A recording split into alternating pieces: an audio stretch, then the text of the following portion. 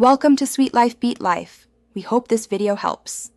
You start by opening the camera or barcode app and positioning the product so the code fills about half the frame. This ensures focus and speed. Once done, tap to focus if the phone struggles and make sure the lens is steady. Use two hands. If the app requests permission, grant camera access so scanning works. You want a steady light source and minimal glare. Moving closer or farther about 30-60 cm will help autofocus lock quickly. You align the barcode parallel to the camera sensor and center it inside the app's guide because angle and tilt can break detection. Hold the device steady for 1 to 3 seconds while the app processes. Rapid movement prevents a clean read.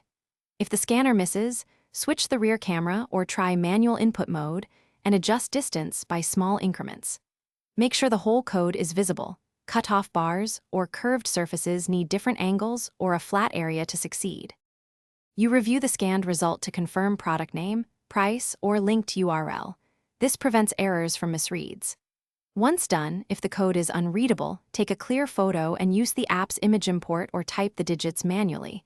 This often solves damaged or curved codes.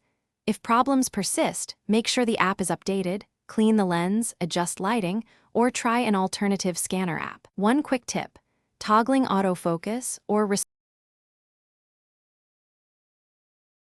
Thanks for watching. Consider subscribing if we helped you.